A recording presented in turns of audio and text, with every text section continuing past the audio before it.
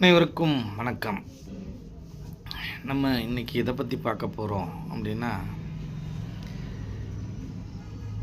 தன் தவறை தானே ஒப்புக்கொள்ளும் அந்த மன தைரியம் ரொம்ப பேருக்கு இருக்கா?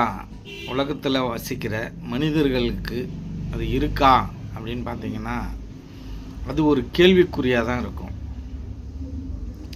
ஏன் அப்படின்னு கேட்டிங்கன்னா, தன் தவறை மறைப்பதற்கான பல விஷயங்களை நம்ம பண்ணுவோம். ஆனால் அது தவறு என்று ஒப்புக்கொள்வதற்கு நாம் தயாராக இருப்பதில்லை. சில மனிதர்கள் தன் தவறையே ஒப்புக்கொள்வதற்கு தயாராக இருக்க மாட்டார்கள். சில மனிதர்கள் தன்னை சார்ந்தவர்கள், தன் தலைவர்கள் செய்யும் தவறையும் ஒப்புக்கொள்வதற்கு தயாராக இருக்க மாட்டார்கள். ஊழல் செஞ்சு குற்றம் நிரூபிக்கப்பட்டு, மக்களுக்கும் தெரியும், நிரூபிக்கப்பட்டு ஜெயிலுக்கு போயிட்டு வந்துடுவான்.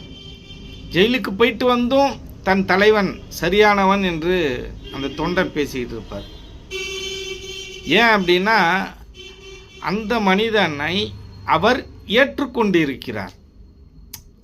அவரோட கட்சி அவர். அப்போ அவர் மனசில் ஆழமாக ஏற்றுக்கொண்டிருக்கிறார். ஒரு விஷயம் தன் மனது ஏற்றுக்கொண்டு விட்டது என்றால் அதை திரும்பவும் தூக்கி போடுவதற்கு அதுக்கு மனம் வராது, அது ஒப்புக்கொள்ளாது. ஏன் அப்படின்னு கேட்டிங்கன்னா, அது அகங்காரத்தின் வழியில் செயல்படும். தான் செய்தது தவறு என்று எப்பொழுதும் இந்த அகங்காரமும் எண்ணமும் மனமும் ஒப்புக்கொள்ளவே கொள்ளாது. ஆனால் இதிலிருந்து பல கோடியில் ஒரு மனிதர் ஒப்புக்கொள்வார்.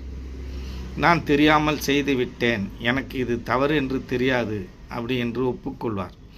இப்படிப்பட்ட மனிதர்கள் மிகவும் அபூர்வமானவர்கள். இப்படிப்பட்ட மனநிலையில்தான் நாம் இருக்க வேண்டும். ஒரு தவறு செய்யும் பொழுது அதை தவறு என்று ஒப்புக்கொண்டு விட்டால் அது அதோட முடிஞ்சிடும். ஒரே தவறோட முடிஞ்சிடும், ஒரு பொய்யோட முடிஞ்சிடும், அது தவறோட முடிஞ்சிடும். ஆனால் அந்த தவறை மறைப்பதற்கு நாம் பலவிதமான பொய்களை சொல்லுவோம். அந்த ஒரு தவறை மறைக்கிறதுக்கு 1000 பொய்களை சொல்லுவோம். இது இல்லாமல் அது, அது இல்லாமல் இது அப்படின்னு நிறைய பொய்களை சொல்லுவோம். அதை மிகைப்படுத்தி சொல்ல போல் 1000 பொய்களை சொல்லுவோம் அப்படின்னு நம்ம மிகைப்படுத்தி சொல்கிறோம், அவ்வளோதான்.